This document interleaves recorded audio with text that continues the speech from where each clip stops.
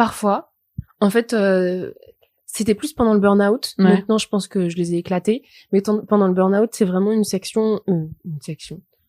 moment de ta vie où, en fait, tu vas remettre plein de trucs en question et où ta confiance en toi, elle est vraiment ras des pâquerettes. Et du coup, comme ta confiance en toi, elle est ras des pâquerettes, tu n'oses pas affirmer certains pans de ta personnalité. Et du coup, ce moment où tu le fais, t'es vraiment en mode « Oh my god, ça va me retomber dessus !» Et quand tu te rends compte que pas du tout et qu'en plus les gens kiffent, tu te dis « Ok, donc ce conseil, c'était de la merde. Noté !» Donc, j'ai plus trop de croyances limitantes dessus pour le moment. Peut-être que je vais en découvrir. Ouais. Mais ouais, non, ça, c'est vraiment le pire conseil qu'on m'ait donné.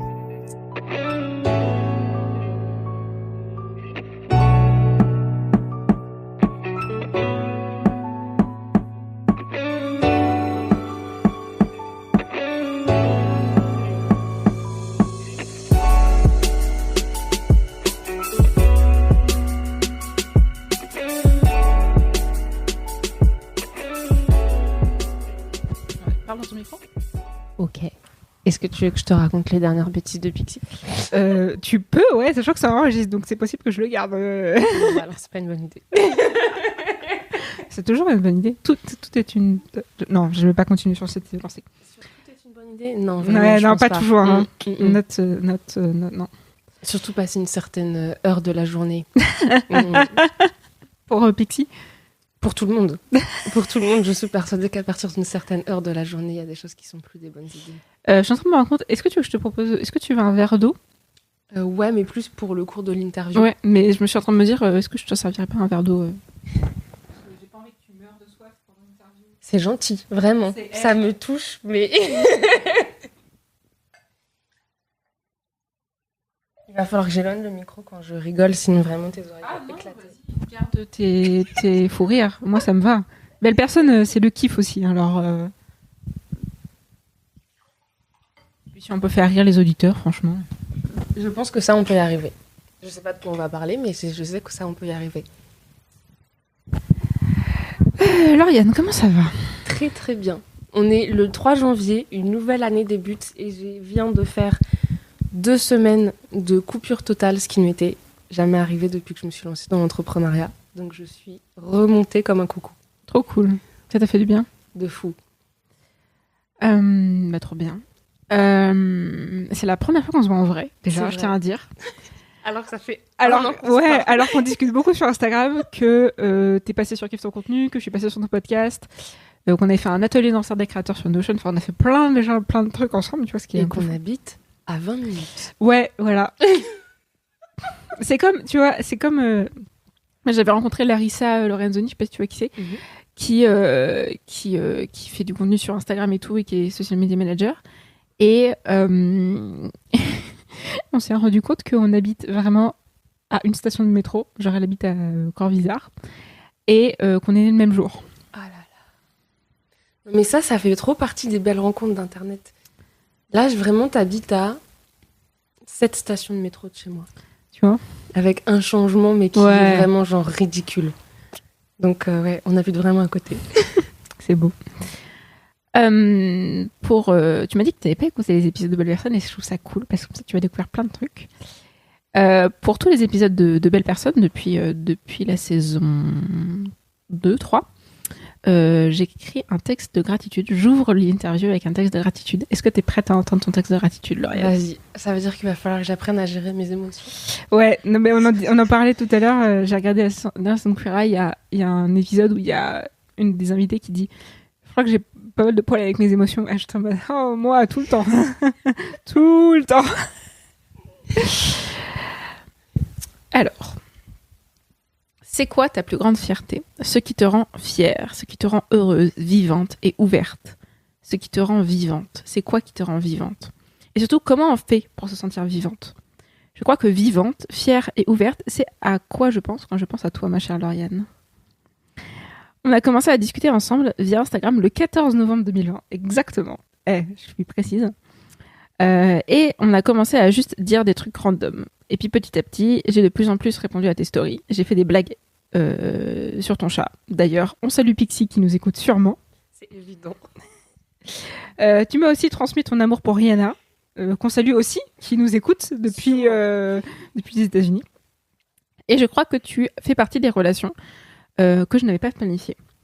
Tu comprends, genre, juste on discute, et puis ça donne des trucs, et puis en fait on s'entend bien, et puis en fait on a les mêmes valeurs, et puis en fait on est trop des meufs géniales. On reste très honnête, très vrai entre nous, et surtout on se comprend. Je sais pas trop comment c'est logique, instinctif, mais en fait on s'aime bien, quoi, bref. Et pour ça, j'ai voulu, et c'est entre autres pour ça que j'ai voulu t'avoir, on s'aime bien, et on se connaît pas assez, bizarrement. Plein de choses que je connais pas sur toi. Alors, même si je connais déjà un peu la réponse, c'était quoi la première chose que tu as voulu faire quand tu étais petite? Attachée de presse de Michael Jordan. Pour les personnes qui ont écouté l'épisode avec sur Kiffe ton contenu, vous le savez déjà ça. En fait, c'est le premier souvenir que j'ai moi-même, dans le sens où si je demande à ma mère, je suis sûre que c'est pas la réponse qu'elle va forcément donner, parce qu'il y avait sûrement des choses encore avant. Mais vraiment, la première fois que je me suis dit, ça va être mon métier pour l'avenir, c'est quand j'ai voulu être attachée de presse pour Michael Jordan. C'est quoi qui te faisait rêver dans ce métier? Déjà, tout le côté communication, ça me faisait déjà beaucoup rêver. L'idée de mettre en avant, de réussir à mettre la personne que tu représentes vraiment en lumière, de lui permettre de rayonner, en fait. Et Michael Jordan, c'était vraiment genre le joueur qui me faisait le plus rêver dans le basket, donc c'était vraiment lui que j'avais envie de représenter. Oui, il se trouve qu'ensuite, après, j'ai grandi. Je me suis rendu compte que vraiment, Michael Jordan et moi, il y a beaucoup de valeurs humaines sur lesquelles on ne serait pas d'accord. Mais c'était ça mon premier rêve. Mais donc, t'avais quel âge à peu près? 12 ans. 12 ans. Mais du coup, à 12 ans, t'avais déjà quand même cet intérêt pour la communication, pour parler des autres, etc. Ouais. T'avais déjà comment c'était arrivé, ça? Grâce à un truc que je suis sûre beaucoup de gens vont détester. Ça va peut-être rappeler des très mauvais souvenirs à beaucoup de gens, mais c'est grâce aux exposés qu'on était obligés de faire moi, j'adorais à l'école. Ça, putain. En fait, moi, j'adorais les préparer. J'étais beaucoup moins à l'aise dans le fait de le faire devant toute la classe.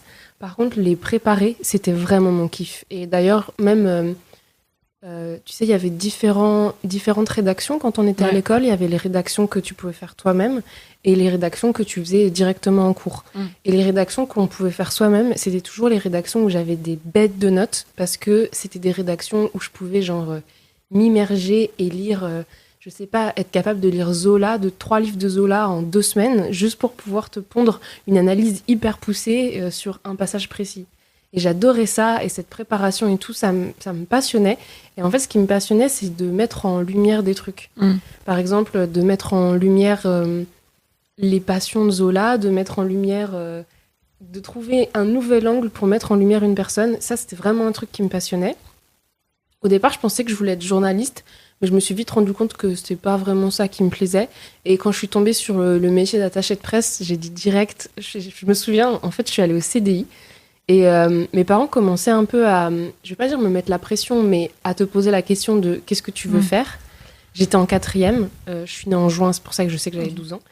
Et en fait, il y a eu vraiment ce moment où je me suis dit, ok, vu que mes parents commencent à me poser la question, ça va être intéressant de savoir qu'est-ce que je fais après ma 3e.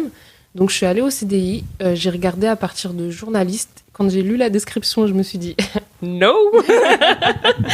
Et après, en continuant, je suis tombée sur attachée de presse. Et là, je me suis dit « Ok, c'est pour moi. » Et comment, du coup, parce que tu disais que ça a aussi t'es un déclic de te rendre compte que tu voulais pas être que attachée de presse de Michael Jordan, en tout cas pas Michael Jordan, qu'on salue aussi, il nous écoutait depuis les États-Unis. Comment est-ce que tu as pris conscience, du coup, que ta vie, ça allait pas être que Michael Jordan, mais que tu voulais faire aussi d'autres choses, et que maintenant, tu n'es pas attaché de presse, on va dire. Enfin, tu peux dire que tu es attaché de presse de tes clients sans que ça le soit directement. Mais c'était quoi le processus de te dire, c'est pas attaché de presse que j'ai envie de faire de ma vie. Je sais que tu as été en CDI pendant un moment et que il y a maintenant 1 an, tu es entrepreneuse. Comment est-ce que ça s'est fait, le déclic, le processus en toi? Alors, moi, j'ai une particularité, c'est que quand je teste un truc, j'y vais à fond. Ça veut dire, là, je te dis que j'ai voulu faire attaché de presse. Je suis allée à fond avec cette idée. J'ai fait un bac ES, parce que c'était le truc le plus général, mais aussi, surtout, à cause des sciences économiques et sociales qui sont assez importantes pour comprendre certaines ficelles business. Aussi parce que je pouvais pas faire S, mais plus parce que je détestais la physique. Alors, Et que c'était... same team, parce que j'ai fait ES aussi. Et au début, je voulais faire L, que j'étais en mode non, mais les maths, ça me saoule vraiment, je veux pas faire ça de ma vie. Et clairement, j'avais pas les compétences pour aller en L, j'ai galéré. Donc j'ai fait ES aussi, pour entre autres les sciences économiques et sociales, mais surtout parce que je pouvais faire genre plusieurs options en même temps. Donc moi, j'ai fait un bac ES, option italien, parce que LV3, plus art plastique, parce que pourquoi pas. Plus, au lycée, j'étais investie dans l'asso lycéenne, donc j'étais secrétaire, en terminale, j'étais secrétaire de la maison des lycéens. Plus, j'étais aussi au CVL, qui est le truc genre, vraiment, tout le monde me connaissait. Limite, ce qui était chelou, c'est que les professeurs et genre l'administration me connaissaient plus que les élèves.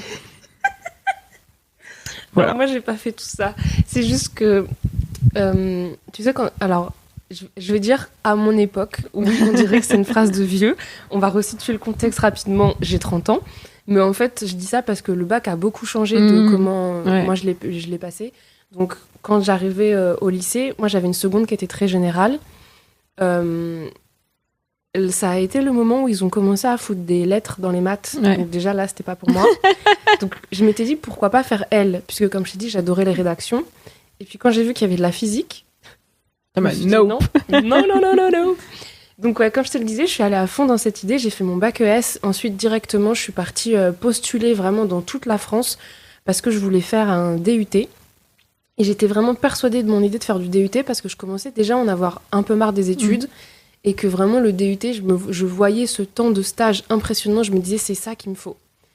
Donc, j'ai fait ça. J'ai fait un DUT en information et communication à Lyon. Et j'aimais beaucoup ce que j'apprenais, mais je me suis dit, ok, on va éliminer les pistes, parce que la communication, c'est hyper large. Il y a vraiment beaucoup de domaines de faire de la communication.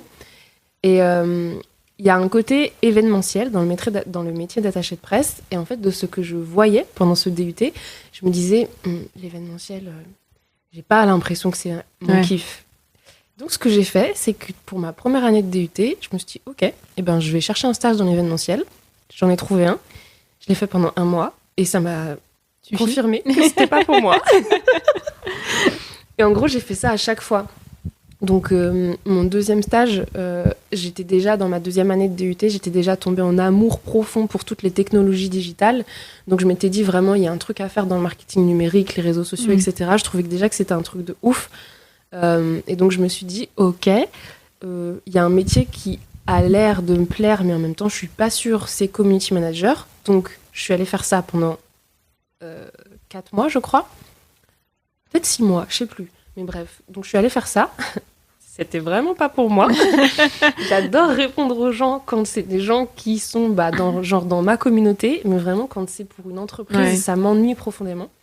Donc je ne suis pas allée faire ça. Et en fait, au fur et à mesure, en enlevant des pistes comme ça, j'ai réussi à trouver ce que je fais maintenant, c'est-à-dire un mix, en gros, de tout ce que j'aime. Donc c'est construire des stratégies de communication. Et est-ce que tu as eu des grosses remises en question tu dis que tu avais testé du coup les choses et que tu es en mode non, ça c'est pas pour moi.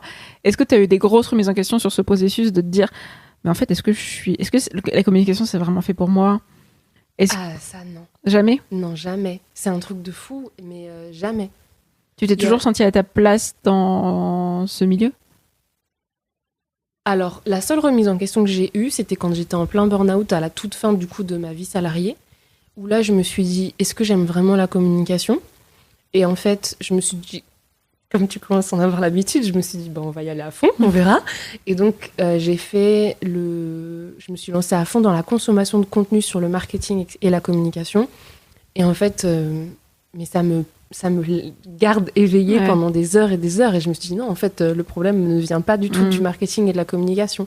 Le problème vient peut-être de comment je le fais dans mon travail actuel, puisque j'étais encore salariée, et de l'environnement dans lequel je le fais, mais pas du tout de la communication. Mais c'est marrant, j'en parlais avec une invitée du podcast, Aïcha, qui est masseuse et médium, entre autres, une personne formidable. Et elle me disait, quand j'ai un problème, quand il y a un truc qui fonctionne plus dans ma vie, ou dans mon couple, je vais pas voir mon mari d'abord, je vais voir moi. Genre, moi d'abord, c'est quoi mes problèmes, c'est quoi les c'est quoi mon problème avec moi-même avant de se dire c'est la faute des autres. C'est trop facile de blâmer les autres.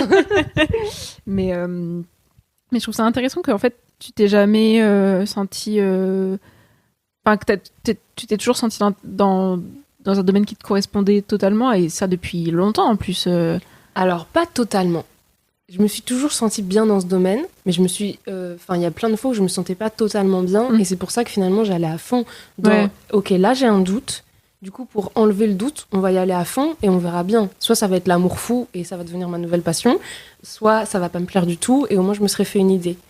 Et la seule fois où du coup je suis totalement sortie de la communication, c'est quand je suis partie en Allemagne. Et en fait, je suis partie en Allemagne pendant 1 an pour être prof de français, pardon. Parce qu'en fait, mes parents sont profs, donc j'ai grandi entourée de profs. Et il y a vraiment le côté pédagogique que j'aimais beaucoup chez les profs, et je voulais voir si j'étais faite pour être prof. Et du coup, je suis partie 1 an, et non. Mais je savais pas du tout que tu avais été prof de français en Allemagne. Ouais, c'était trop cool. Et c'était il y a combien de temps? C'était juste après mon DUT. En fait, encore une fois, à mon époque, dans les études supérieures, après un DUT, on pouvait pas faire un master direct. Sauf que moi, ça m'ennuyait profondément de faire autre chose, que j'ai tenté un concours qui ne m'a pas convenu de ouf. En fait, j'ai essayé d'entrer dans des écoles du type CELSA, et sans grande conviction. Et en fait, du coup, j'étais pas non plus hyper déçue de pas avoir mon concours. Et du coup, je me suis dit, ok, bon bah écoute, il y a une autre voie qui est sous ton nez et dont on te parle depuis longtemps, c'est du coup le fait d'être prof. Testons, là c'est l'occasion parfaite, testons le fait d'être prof. Au pire, du coup, tu prends cette année pour aussi travailler tes concours en parallèle. Tu verras à la fin de cette année ce qui se passe. Et du coup, je suis partie 1 an en Allemagne, et c'était trop cool, mais je me suis vraiment rendu compte qu'il faut une énergie pour tenir une classe que je n'ai pas. Et en fait, moi, j'aime faire du cas par cas, ce qui est du coup génial dans mon métier actuel, puisque je suis très concentrée sur mes clients et que je travaille à fond sur leur stratégie à eux. Mais dans le cadre d'une classe, tu dois faire avancer toute la classe. Et tu dois faire avancer toute la classe sans favoriser ceux qui ont très vite compris et sans non plus laisser tomber ceux qui n'ont pas compris. Et ça, c'est un truc, je sais pas si je serais capable de le faire actuellement, mais en tout cas, quand je l'ai fait, c'était en 2011. Donc j'avais 20 ans. Ouais. J'avais 20 ans et vraiment, j'étais pas capable de faire ça. Et je me suis vite rendu compte qu'en plus, ça allait pas m'épanouir de le faire tout de suite. Donc du coup, quand je suis rentrée en France, j'ai tenté autre chose. Je suis partie faire une licence information et communication à Nanterre. Une année où je me suis profondément ennuyée parce que on salue la faculté de Nanterre. J'ai rien du tout contre la faculté de Nanterre, qui était un peu très très loin de chez moi quand même, mais j'ai rien contre elle. Mais c'est juste, c'est aussi le problème, c'est que quand t'as fait un DUT, t'as fait énormément de choses, t'as vu beaucoup de choses, t'as été beaucoup en pratique, et du coup tomber dans une année de fac après, tu t'ennuies parce qu'en fait tu revois exactement les mêmes disciplines sans avoir le côté pratique. Donc ouais, je me suis énormément ennuyée, mais ça m'a permis de creuser beaucoup de trucs de mon côté aussi. Mais c'est marrant, moi je voulais pas du tout faire une fac après mon lycée, ce qui était assez déstabilisant pour mes profs parce que j'avais un peu le syndrome de la bonne élève, on va pas se mentir. Bon, j'avais pas des super notes pendant mes études et tout, mais je levais la main en classe, j'étais très très ouverte, etc. J'étais souvent première juste devant le professeur, etc. dans les classes. Et donc il y a plein de profs qui étaient en mode mais pourquoi tu veux pas faire une fac? Genre c'est juste pour toi. Et puis encore une fois, j'étais hyper organisée, je faisais tout liste de malades et tout, voilà quoi. Et vraiment, je me dis, si j'avais découvert Notion quand oh mon Dieu, quand j'aurais fait mon lycée, mais ça aurait été génial. J'aurais eu 20 sur 20 à mon bac, bref. Alors, je veux pas non plus te faire paraître vieille, mais Notion n'existait pas. Ah merde, bon, c'est pas grave. Non, mais si Notion avait existé à ce moment-là, mais bref, les professeurs comprenaient ma mode. Mais pourquoi tu veux pas aller en fac? Alors moi, j'étais en mode, vraiment, si je vais à la fac, je peux voir un amphi où il y a 100 personnes, je vais faire un malaise, hein.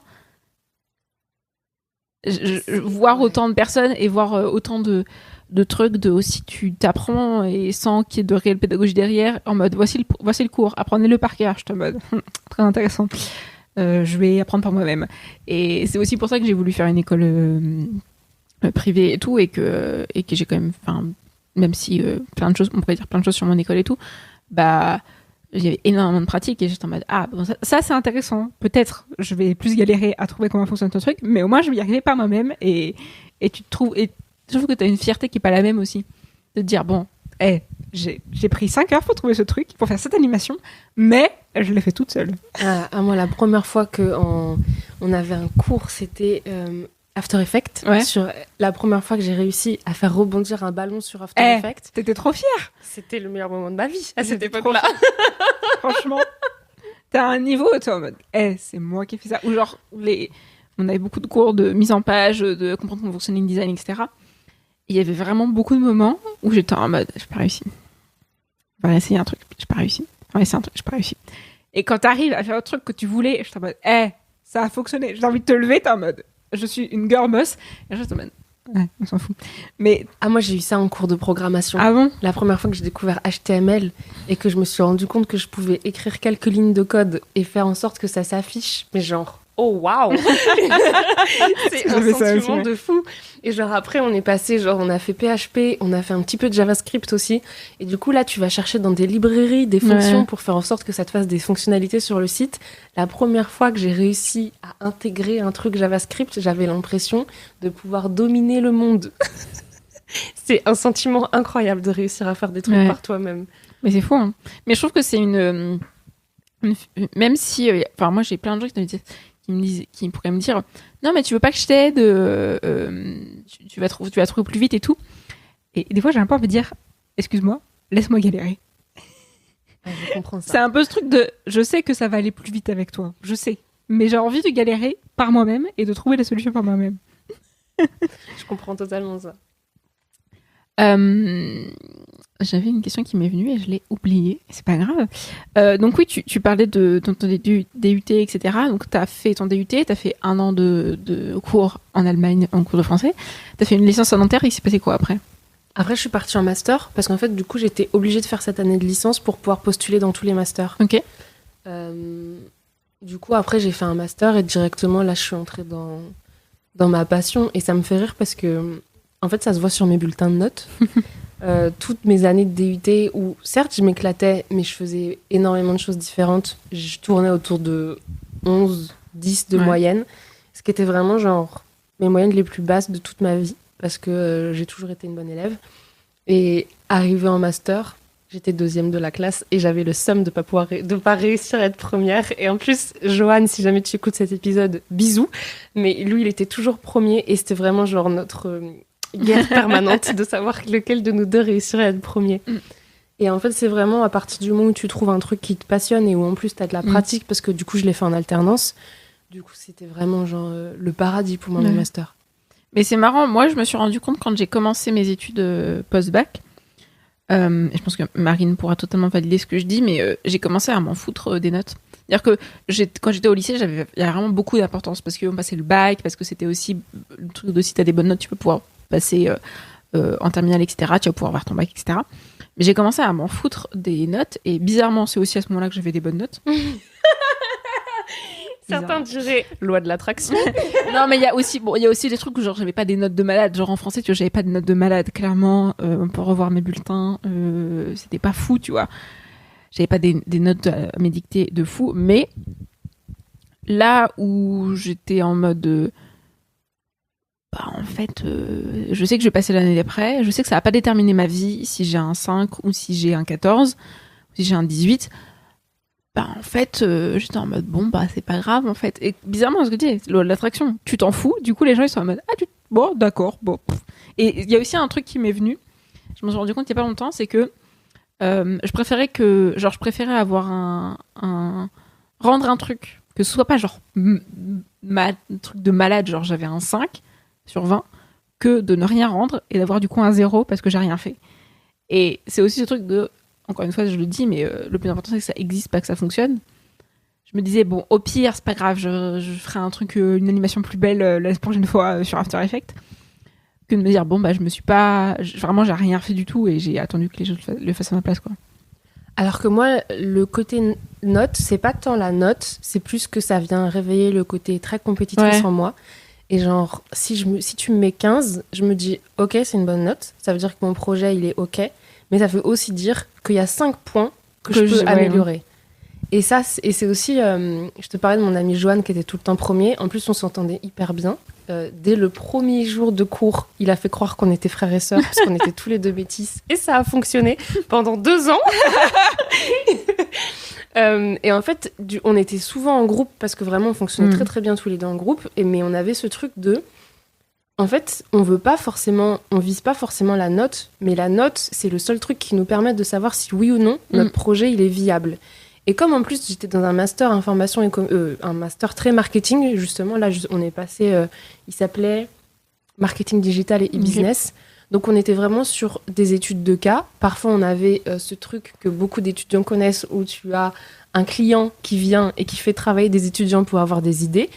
Il y a des gens qui trouvent ça très discutable. Moi, j'ai trouvé que c'était une super bonne idée d'apprendre. Et justement, nous, on avait ça, mais on avait ça quasiment toutes les semaines. Et du coup, tu te dis, OK, ça veut dire que là, moi, j'avais l'impression d'avoir fourni un super bon travail, mais le client ne m'a mis que cette note-là. Ça veut dire que mon projet ne passerait pas si j'étais en entreprise. Donc, comment je fais pour réussir à faire en sorte qu'il passe mieux, qu'il soit beaucoup mieux ficelé? Est-ce que ça veut dire que j'ai pas compris l'ADN de la marque? Est-ce que ça veut dire que j'ai pas compris à qui je m'adressais? Et ça, justement, moi, c'est ça que je voyais derrière, plus que la note, c'est vraiment d'essayer de comprendre pourquoi t'as pas 20. Ouais.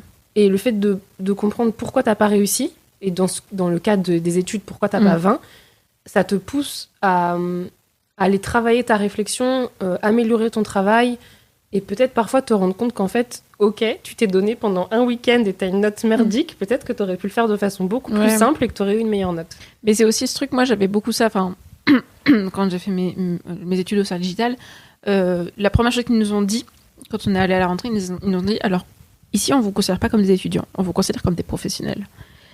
Et bon, ça peut être une phrase toute simple, en mode, ouais, bon, professionnel, il y a professionnel. Mais en fait, vraiment, quand on faisait des conneries, ils nous engueulaient pas comme des étudiants, ils nous engueulaient comme des professionnels. Et ils disaient vraiment, tu fais ça dans une entreprise, c'est un motif de rupture de contrat.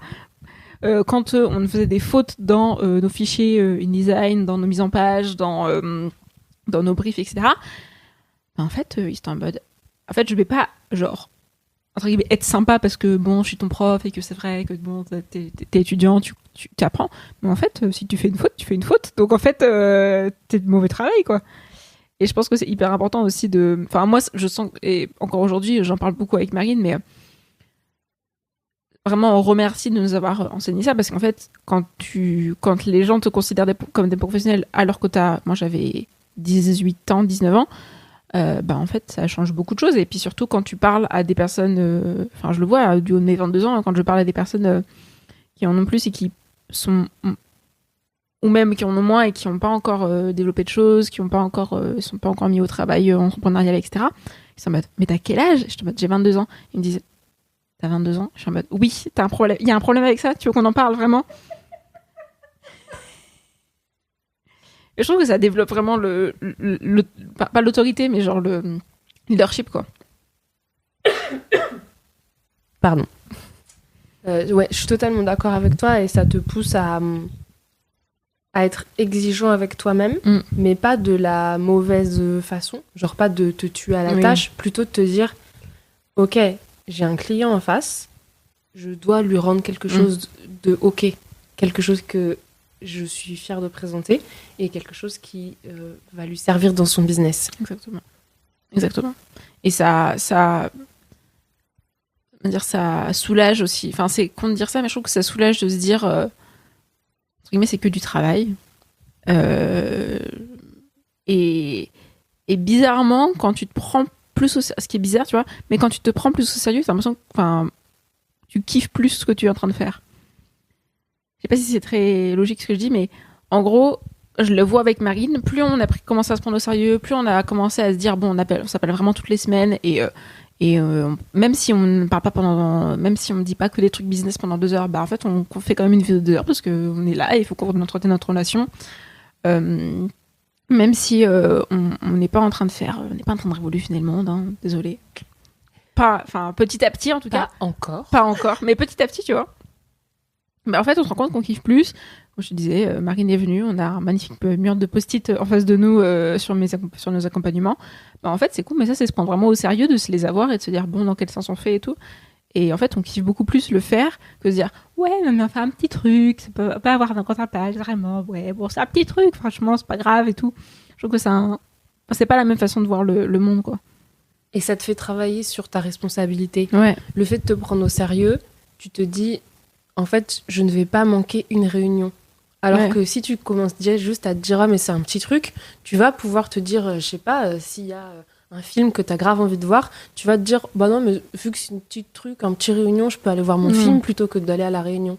Et ça te responsabilise beaucoup plus de te prendre au sérieux. Donc moi, je partage pas mal cette vision. Et il y a aussi le truc que, en novembre, j'ai été au séminaire de Thomas parce que j'étais présente sur place. Et du coup, le vendredi, on ne pouvait pas s'appeler car j'avais le séminaire de Thomas pendant toute la journée. Mais du coup, j'ai dit à Marine, bon, quand même, on s'appelle. Parce que vraiment, si pendant une semaine, je ne te parle pas, ça va être compliqué. Et je vais pas me faire des vocaux de 1 heure. Qu'elle est capable de faire, sachez-le. Ouais, ouais.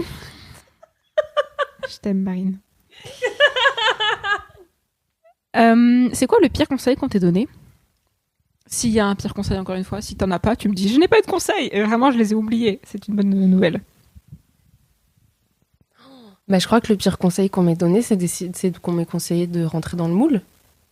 On m'a conseillé de lisser qui j'étais pour réussir à réussir dans ma vie professionnelle. Ouais. Donc pour les gens qui ne me voient pas, je suis une métisse qui a des cheveux bouclés qui prennent de la place. Et je pense que vous l'avez entendu, j'ai un rire très fort. Et un des premiers conseils qu'on m'a donné, c'est arrête de rigoler aussi fort et lisse-toi les cheveux. C'était qui te l'avait donné ? Mon maître de stage dans l'événementiel. Ah, on le salue ? Non. Non, on ne le salue pas, d'accord. Non, ouais, je pense que c'est le pire conseil qu'on m'ait donné. Et tu sens que aujourd'hui t'as des croyances limitantes qui te le rappellent ? Parfois. En fait, c'était plus pendant le burn-out. Ouais. Maintenant, je pense que je les ai éclatées. Mais pendant le burn-out, c'est vraiment un moment de ta vie où en fait tu vas remettre plein de trucs en question et où ta confiance en toi, elle est vraiment ras des pâquerettes. Et du coup, comme ta confiance en toi, elle est ras des pâquerettes, tu n'oses pas affirmer certains pans de ta personnalité. Et du coup, ce moment où tu le fais, t'es vraiment en mode « Oh my God, ça va me retomber dessus !» Et quand tu te rends compte que pas du tout et qu'en plus les gens kiffent, tu te dis « Ok, donc ce conseil, c'était de la merde. Noté !» Donc, j'ai plus trop de croyances limitantes dessus pour le moment. Peut-être que je vais en découvrir. Ouais. Mais ouais, non, ça, c'est vraiment le pire conseil qu'on m'ait donné. La tagline de Belle Personne, elle est affichée juste là-bas, donc tu vas peut-être la voir. C'est la fierté qu'on éprouve est à la hauteur de la peur qui nous retient. Ok. C'est quoi la peur qui te retient encore beaucoup pour être fière de toi ? Eh ben, elle est un peu liée à ça. C'est la peur d'assumer ma puissance, on va dire, de manière la plus globale. En gros, c'est la peur de prendre la place qui est la mienne, dans le sens où quand tu te minimises, tu ne te permets pas de briller de la manière que tu pourrais le faire.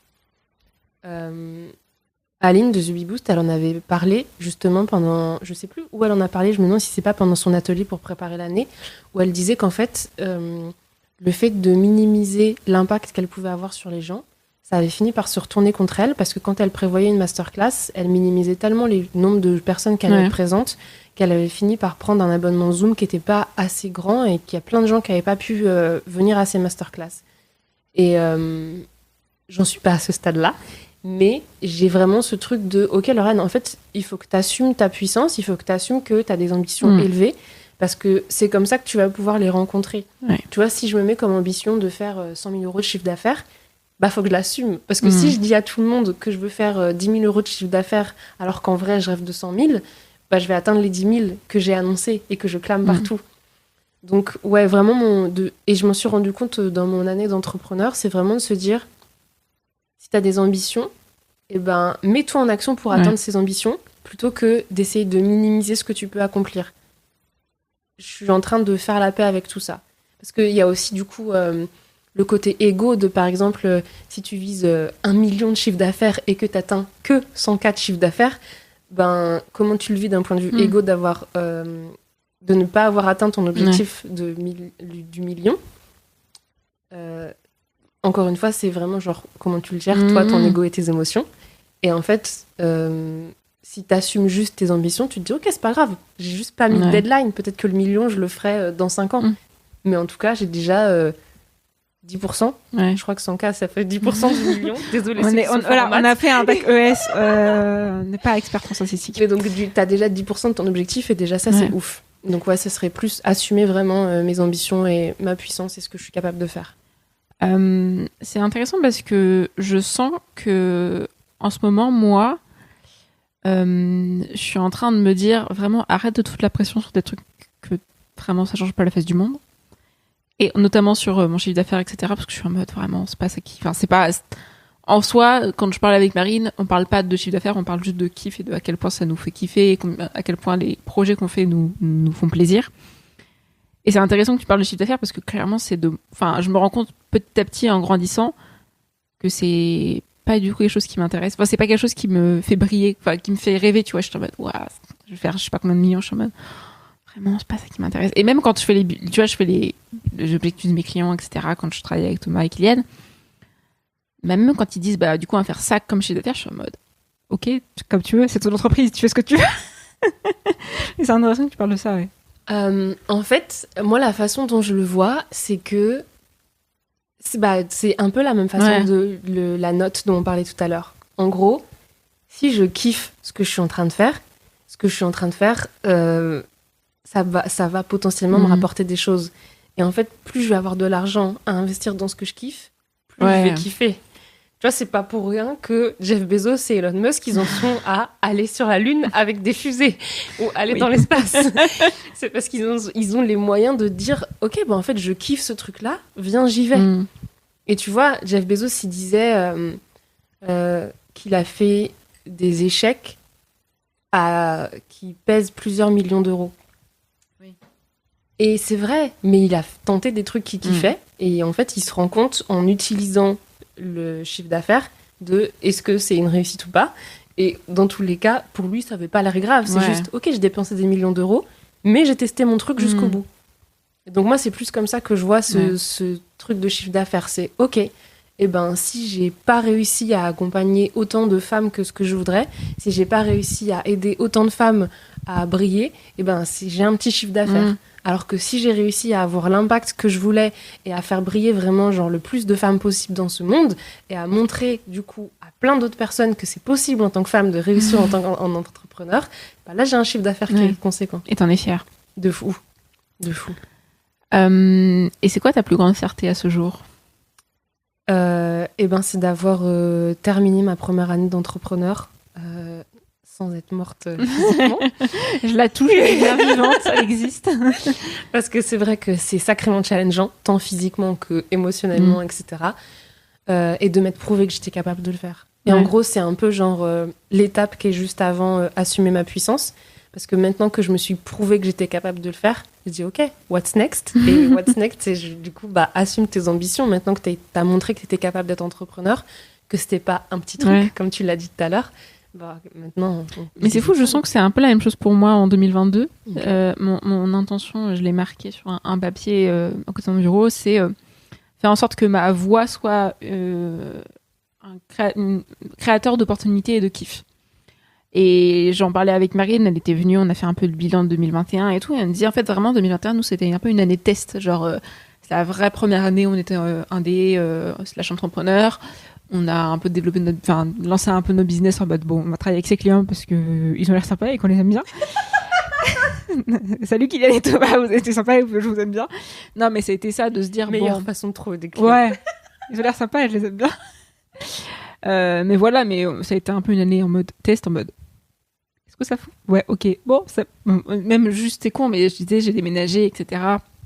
Marine, c'était la vraie première année où elle habitait avec son mec et tout, donc c'était un peu une année test en mode, ah ok, et genre en termes d'organisation c'était le chaos clairement, en tant que bras droit je m'en veux un peu, mais genre pas de plan de 80 jours, enfin genre clairement il y a plein de choses qui étaient à revoir, et je sens que 2022 c'est plus une année en mode bon, j'ai fait à peu près j'ai mon bac à sable quoi, genre j'ai joué avec plein de trucs, maintenant on va faire des vrais trucs, on va plus se prendre au sérieux, j'ai une organisation qui est beaucoup plus rodée aussi.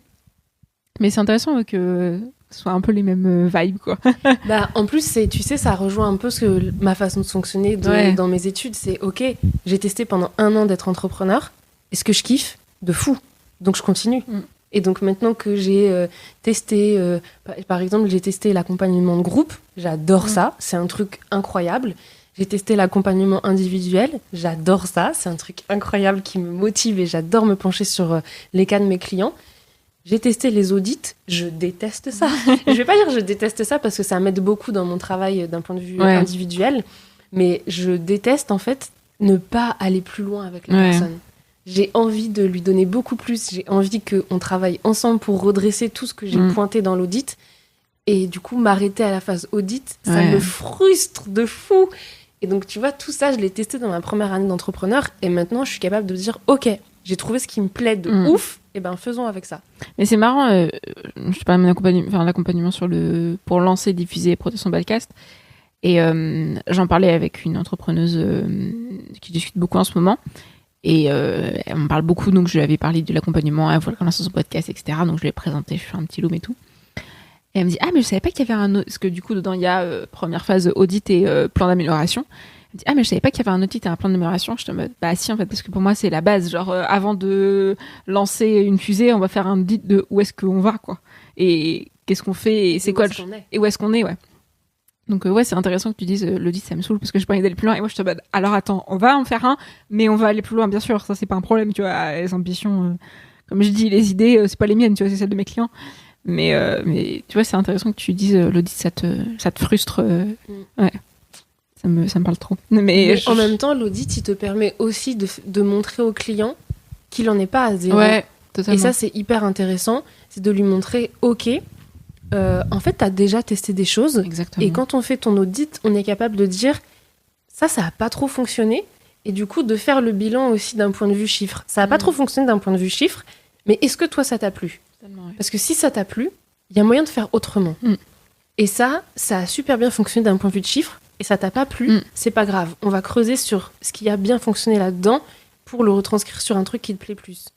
Et ça, c'est un truc que tu peux faire qu'avec un audit de base. Et donc moi, du coup, je trouve ça hyper intéressant de le faire. Et donc j'aime beaucoup aller voir quelqu'un et lui dire bah ça a fonctionné, ça a pas fonctionné, mais alors qu'est-ce que je suis frustrée quand du coup je peux pas lui dire du coup il faudrait qu'on fasse ça et viens on le fait ensemble, viens je vais t'aider à le faire, et que je vais juste lui dire bah il faudrait que tu fasses ça, point final, et je ne pourrai jamais suivre ta progression. Mais c'est le truc que je dis aussi, c'est que le plus important c'est pas de réussir. Enfin, j'en parlais avec Aubin Ezagara qui est passé dans le podcast, qui est vraiment une personne formidable, et la tagline, enfin le titre de l'épisode, c'est ne t'attache pas à la réussite ou à l'échec, attache-toi à l'évolution. Et je vais essayer de pas mourir. Et en fait c'est ça, c'est que je pense qu'on a aussi toutes les deux ce truc de ouais, c'est quoi les next steps, parce qu'en fait ouais c'est cool de faire un audit et en mode voilà ce qui fonctionne, voilà ce qui fonctionne pas. What's next? Tellement. Genre, t'as envie d'aller plus loin, t'es en mode, ouais, oui, je sais que ça fonctionne pas, mais on va aller, next step, quoi, genre, avance, reste pas sur tes bases, quoi. Et c'est vraiment ce que j'essaye de transmettre aussi à mes clientes, c'est, ok, je te montre comment on fait un plan, pour que, quand on arrête de travailler ensemble, tu sois capable de le faire toute seule. Parce que c'est hyper important de se dire, ok, je te donne les armes pour réussir à faire tes plans toi-même, pour que tu saches, ok, ça c'est mon but, j'ai envie d'y aller en faisant ça, maintenant je fais mon plan, je fais genre mon échelle vers mon but. Totalement. Et ça c'est vraiment un truc, pour moi, passer genre les petits pas de fourmi pour aller d'action en action, trop important. C'est quoi la dernière preuve d'amour que tu t'es donnée ? Prendre les 2 semaines de pause. Ah vraiment, c'était... En fait, j'étais épuisée. Et j'étais pas du tout épuisée mentalement, j'étais vraiment épuisée physiquement. Et je voulais prendre des vacances, je voulais prendre entre Noël et Jour de l'An. Et en fait, je me suis dit, Lauriane, il faut que tu te donnes le temps de recharger les batteries et que tu te donnes, que tu prennes soin de toi, que tu prennes le temps d'écouter tes envies.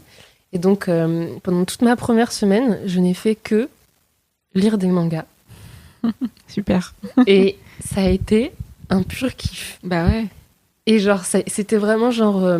ouais, ça fait partie des grosses preuves d'amour que, en plus, j'ai conclu en apothéose, parce que je suis allée à la mer pour le 1er janvier, et pour moi, là, c'est trop important de voir la mer, pour moi, pour mon bien-être. C'est ressourçant, ouais.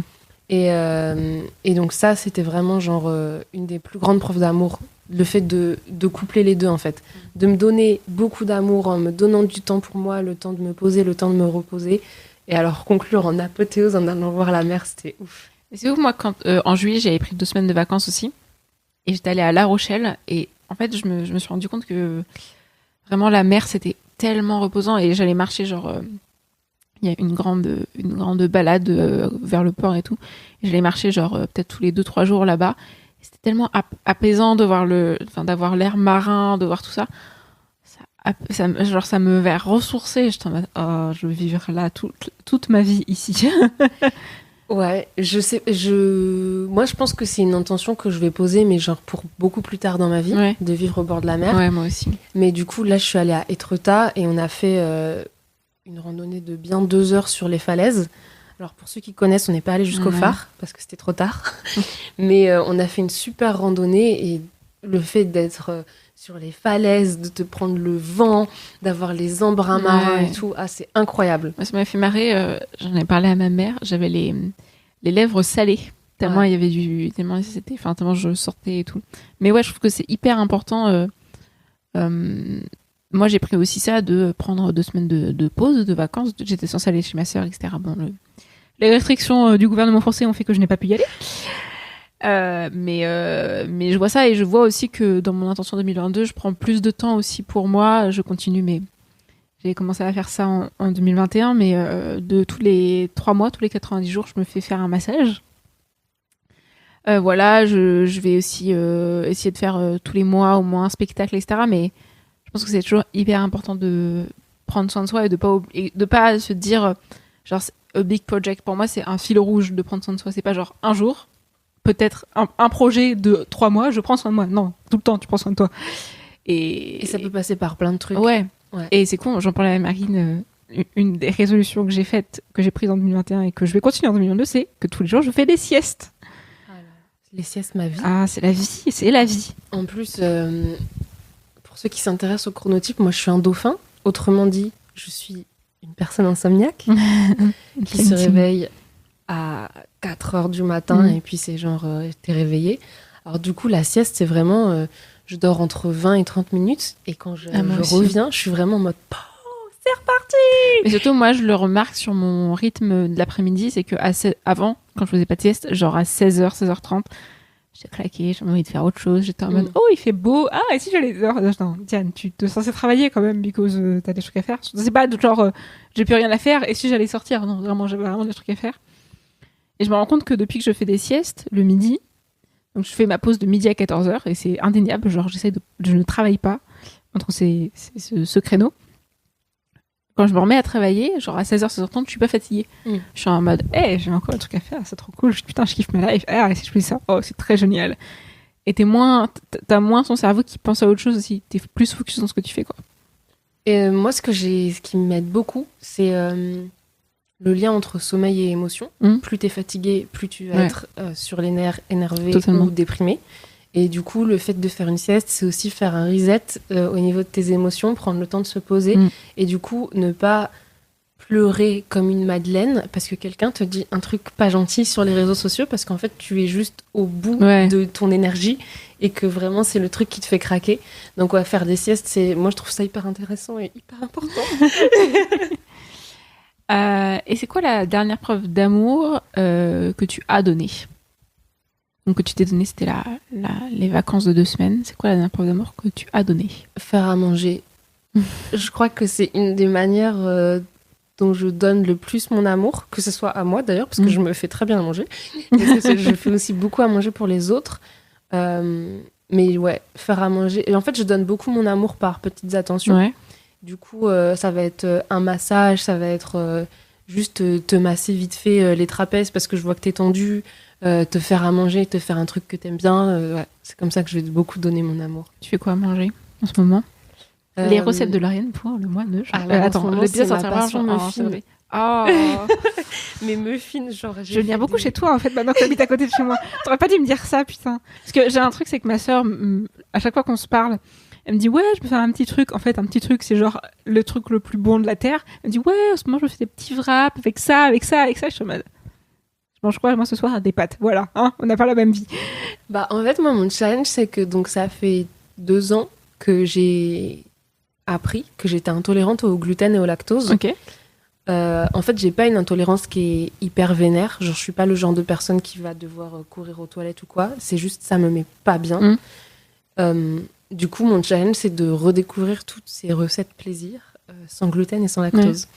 Donc, je teste plein de recettes de muffins pour réussir à trouver celle qui me plaît. Je fais des flancs de brocoli. Ça, c'est vraiment mon grand kiff, le flan de brocoli. Ouais, c'est pas mal ça. Et puis alors, du coup, aujourd'hui, nous sommes lundi.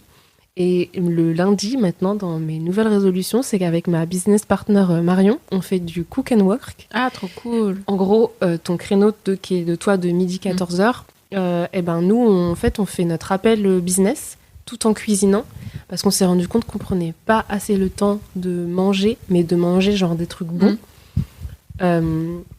On mangeait trop sur le pouce, etc. Donc là, le principe, c'est qu'en 2 heures, on essaye de faire au moins nos repas pour la moitié de la semaine, voire toute la semaine si on y arrive. Et en même temps, on parle business. Et du coup, juste le fait d'avoir une conversation, ça stimule bien nos cerveaux.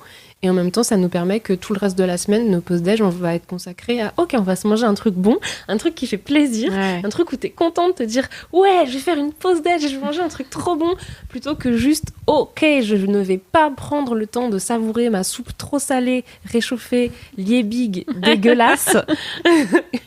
Et du coup, je ne vais même pas kiffer ma pause déj et je vais la faire en étant sur Instagram, alors que quand tu sais que tu as mangé un truc bon, t'as beaucoup plus envie de profiter, de prendre le temps de te dire je m'installe, je sors ma petite vaisselle pour profiter de mon petit truc trop stylé. Ouais, voilà. C'est quoi la dernière chose que tu as faite pour la première fois?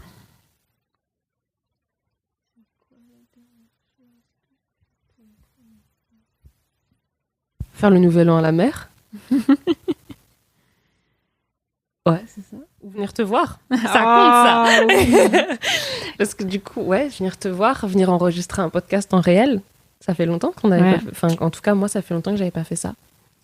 Et qu'est-ce que ça t'a appris? Qu'on habite à côté. Non, mais un petit peu plus profond, Lauriane, quand même. Qu'est-ce que ça m'a appris? Que malgré tout ce que je pensais, il y a un côté de moi qui se nourrit des relations humaines et qu'il faut que je continue de les garder dans ma vie, et que une relation humaine en réel ne sera jamais remplacée par une relation digitale. Pardon. C'est marrant parce que moi, je partage beaucoup cette idée de se nourrir des relations, et je me suis rendu compte d'ailleurs d'une chose, c'est que mon travail en soi, c'est d'être en contact avec des gens et de parler avec des gens et de faire des interviews, de discuter avec Marine, de faire des points avec mes clients, etc. Et que du coup, pendant mes vacances, genre, il faut que je sois toute seule, il faut que je parle à personne, vraiment, il faut que toute seule. Parce que sinon, j'ai toujours l'impression de travailler. Alors que, ok, pour ceux qui s'intéressent au human design, moi je suis une manifestor 2-4, et en fait la ligne 2 c'est la ligne de l'ermite, donc j'ai vraiment besoin de ce temps toute seule, et la ligne 4 c'est la ligne des personnes qui va être un peu plus sociale. Okay. Et du coup, moi j'ai vraiment cette ambivalence, mais genre dans mes journées. Tu vois, par exemple, je vais être très heureuse de commencer ma journée avec toi en t'ayant vu en vrai. Cet après-midi c'est mort, je vois personne, je prends soin de mon énergie, c'est sûr et certain. Et en fait... j'avais trop ce truc de productivité un peu nocive, où je me disais, je vais pas aller enregistrer mes épisodes de podcast en réel, parce que ça va me faire perdre trop de temps. Et en fait, c'est beaucoup plus enrichissant de le faire en réel que de le faire juste derrière un Zoom. Et donc ça, c'est vraiment ce que ça m'a appris, de me dire l'humain d'abord, en fait. Mais c'est marrant, il y a Fabrice Florent qui en parle beaucoup, parce qu'il fait il fait que des interviews en soi, dans ses podcasts et surtout dans Histoire de succès. Et il disait que pendant le confinement, ça avait été très dur pour lui de faire des interviews en virtuel, donc via Zoom et tout, parce que c'était pas la même relation qu'il avait avec les personnes qu'il rencontrait, etc. Et que surtout quand il faisait ses interviews, parce que lui, il prône beaucoup la vulnérabilité et qu'il est très vulnérable dans ses interviews, il coupe très peu de choses, etc. En fait, il n'avait pas la même relation avec les personnes qu'il interviewait. Genre, il n'avait pas à rebondir sur des points, etc. par rapport à des interviews en virtuel. Cependant, c'est quand même des super interviews où je pense que tu réécoutes des choses et elles sont hyper intéressantes et hyper fortes. Mais c'est sûr que c'est pas la même chose quand tu l'as surtout quand tu fais des interviews. Quand tu fais des podcasts de groupe, bon, c'est plus compliqué, surtout de le faire souvent tout le monde rassemblé, etc. Mais c'est sûr que les interviews, je le vois aussi avec Belle Personne, il y en a que du coup je suis obligée de faire en virtuel parce que elles sont à l'autre bout de la France et je suis je ne vais pas me déplacer. Et c'est pas la même chose, mais je trouve que c'est sûr que t'as pas la même relation et puis c'est con, mais tu discutes avant, tu discutes après, tu parles de tout et de rien, t'es en mode c'était quand même super. Et puis en plus, il y a une énergie différente de quand on se voit ou de quand on est juste en virtuel. Quand on est juste en virtuel, parfois tu vois, c'est bête, mais ta connexion, elle va bugger un peu. Ouais. La personne, elle va regarder ailleurs et du coup, toi, dans ton cerveau, tu te dis, attends, est-ce que c'est intéressant ce que je raconte ou pas du tout? Si ça se trouve, cette personne a juste été attirée parce que son petit chat est en train de faire des bêtises. Mais toi, tu sais pas, en fait, derrière ton écran, justement parce que tu vois pas ce genre de choses-là. Donc, ouais, l'énergie est totalement différente quand tu fais des interviews en virtuel. Et c'est vrai que je trouve ça très safe. Ouais.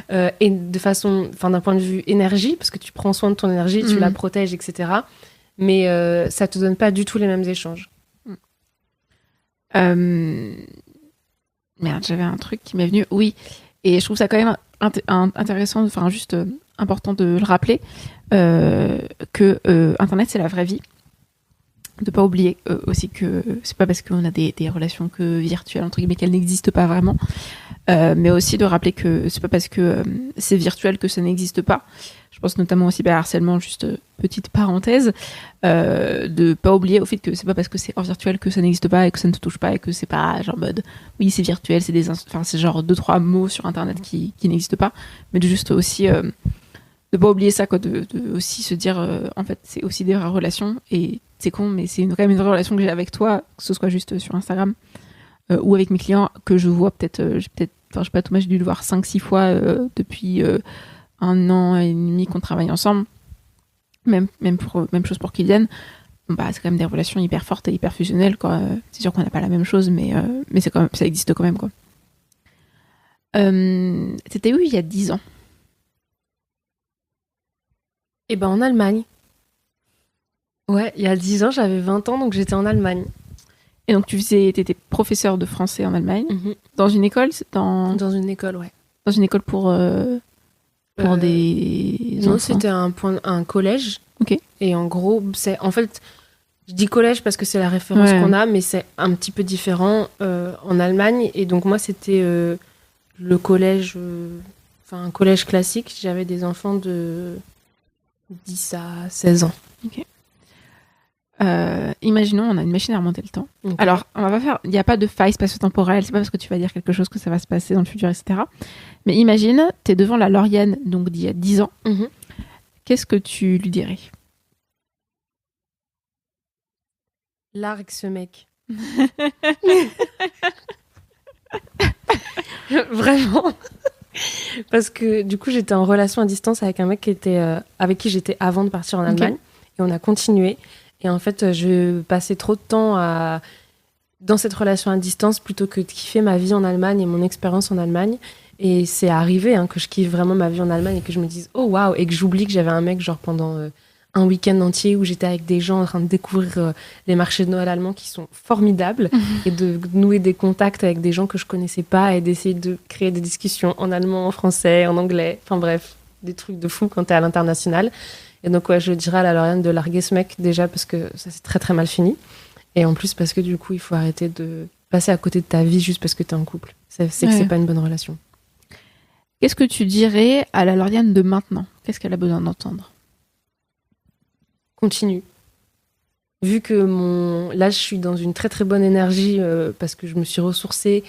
Comme je t'ai dit, mon intention, c'est vraiment d'assumer mes ambitions, d'assumer ma puissance. Je lui dirais continue parce que je suis sûre et certaine qu'il y a des moments où elle va douter et où elle va se dire non, mais finalement, je suis pas si puissante que ça.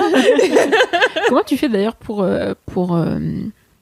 pour surmonter les moments de doute qui je sais arrivent par moment dans ta vie? J'ai mon mur du love dans Notion, qui est un endroit où en gros dès que quelqu'un m'envoie un doux mot, je fais une capture d'écran et on va dire une fois par semaine je vais dans ce mur du love sur Notion et je les mets toutes. Et du coup, dès que j'ai un moment de doute, je retourne voir tous ces messages de personnes à qui ça a fait du bien, ces personnes que j'ai pu aider. Parfois, c'est des clients qui me font des retours hyper bons. Parfois, c'est juste des personnes qui ont écouté un épisode de podcast et qui me disent « Mais cet épisode, il m'a fait vraiment beaucoup de bien. Merci beaucoup. Ça fait du bien de t'entendre et tout. » Ou juste quelqu'un qui va me dire « Je suis trop contente de t'avoir vu en story. T'as mis du soleil dans ma journée. » Juste ce genre de message-là. Ça te rappelle que ton existence en elle-même, elle aide d'autres gens et elle fait du bien aux gens. Et du coup, tu te dis, je ne peux pas être une merde. Regarde tout ce que ces gens disent.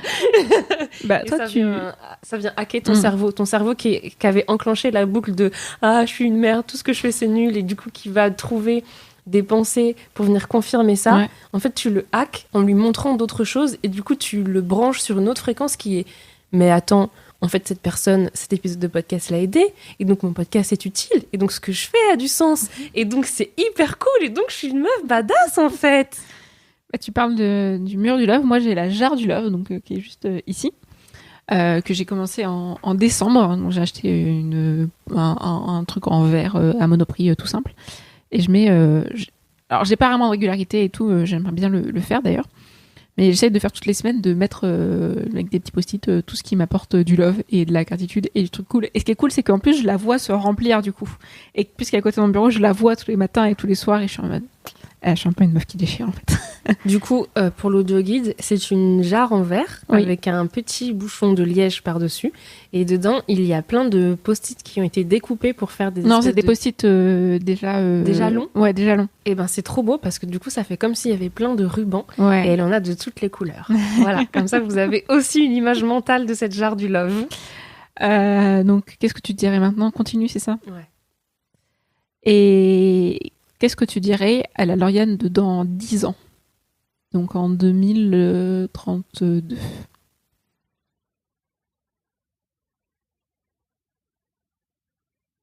Waouh, attends. Qu'est-ce que je dirais à la Lauriane de dans 10 ans? Je pense que je lui dirais, mais t'as vu tout ce qu'on a fait? Je sais pas où je vais être dans 10 ans, mais déjà, c'est tellement ouf de faire ce retour juste sur un an, que dans 10 ans, quel que soit où je serai, j'ai vraiment envie de prendre le temps de regarder tout ce qu'on a fait et quel que soit l'état mental dans lequel je suis, de se dire « Hé, meuf, t'as vu tout ce qu'on a fait? T'as vu ça ?» Je pense que tu peux être fière de toi. Est-ce que t'as d'autres choses dont tu veux qu'on parle dans cet épisode de podcast, dans cette interview de belles personnes?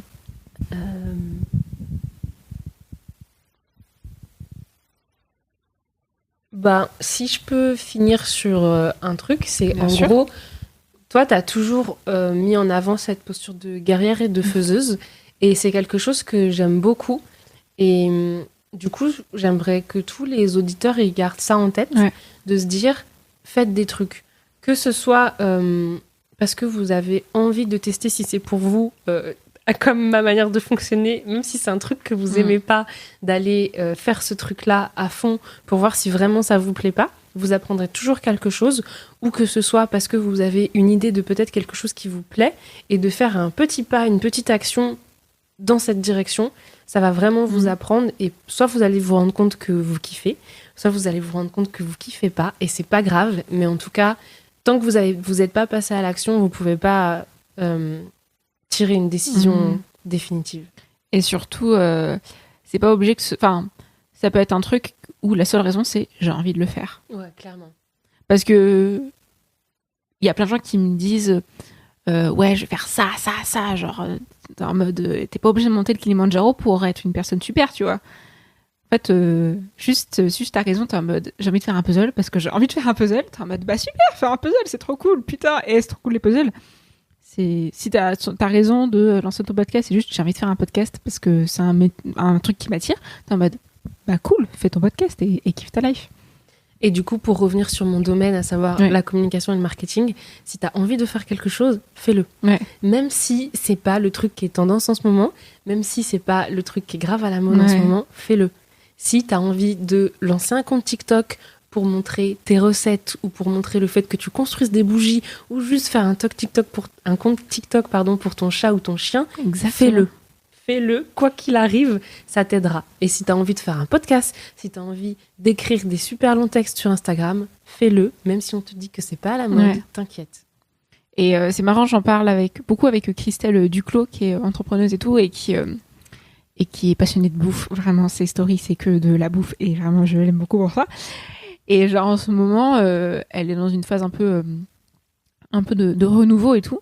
Et genre, elle kiffe faire des petites vidéos de recettes. Et elle se les fait juste pour elle, tu vois. Elle les partage pas sur Instagram et tout. Elle est en mode, je les ai fait pour moi, c'est trop cool. Et elle me les partage et je suis en mode, vraiment, c'est trop cool. Hein. Non, mais il y a des petits trucs comme ça qui nous font vraiment kiffer. Et je m'en suis vraiment rendu compte en prenant ces 2 semaines de pause où du coup, je n'avais plus d'injonction, on va dire. À Et faire, du coup, ouais. je pouvais juste me dire de quoi j'ai vraiment envie.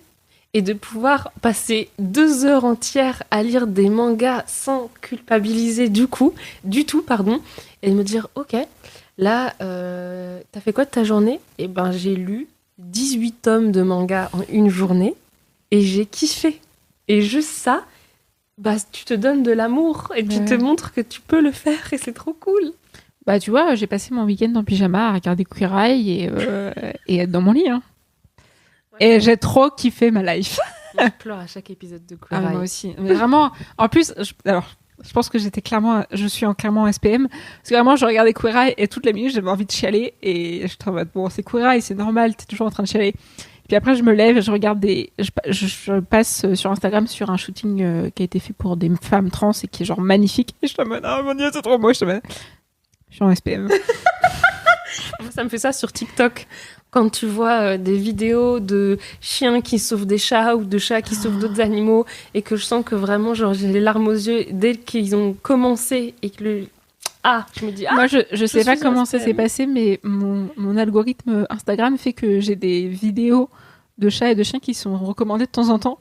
Et du coup, genre, je peux aller sur Instagram, voir genre des trucs business, entrepreneurial, podcast et tout. Et après, j'ai une photo de chat et je suis en mode, oh, c'est trop mignon.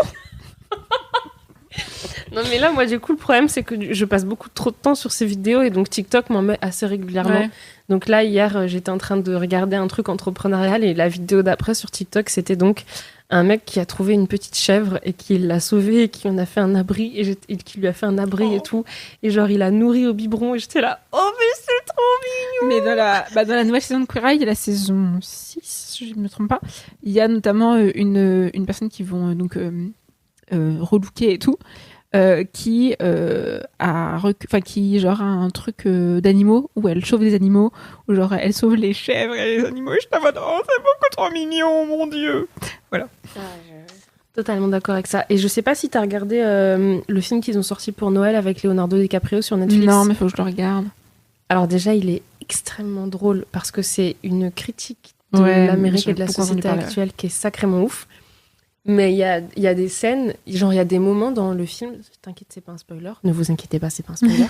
Il y a des moments dans le film où en fait tu vas voir des passages avec juste des bouts d'humanité, genre des bouts d'humains qui font des trucs stylés ou qui font des trucs tristes, et des bouts d'animaux qui kiffent leur life. Genre tu vas avoir un colibri en train de butiner une fleur, et vraiment c'est genre tous ces passages-là, le film fait... C'est pas grave. Ok. Le film fait 2h18, hein, je crois. Ah ouais, c'est quand même putain, un sacré il est long, morceau. Et t'as ces petits intermédiaires, ces petits... où tu vois un colibri butiner une fleur et t'es là.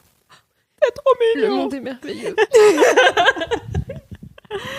Ah là là, c'était un super moment. Est-ce que t'as d'autres choses à rajouter, Lauriane ?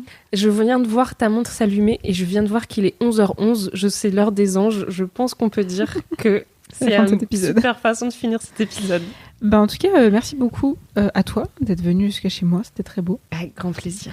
Merci à vous qui avez écouté cet épisode. J'espère que vous avez kiffé votre life. De fou. J'espère que ça va peut-être un peu mieux d'ailleurs dans votre vie grâce à la douce voix de Lauriane et à ses beaux fous rires. Pour ma part, je vous donne rendez-vous dans 2 semaines pour un nouvel épisode de Belle Personne. Et puis je vous souhaite de kiffer votre life. Hein. Je pense qu'on peut leur souhaiter ça. Je pense. Et puis moi, je vous souhaite de kiffer, passer à l'action. Ouais. Parce que vous allez voir qu'à partir du moment où vous le faites, ça va devenir un peu une drogue. Ouais. Spoiler. Oups. Mais c'est une drogue qui fait kiffer. Mais on est des dealers de passage à l'action. C'est merveilleux comme thème. Je vais mettre ça sur Instagram.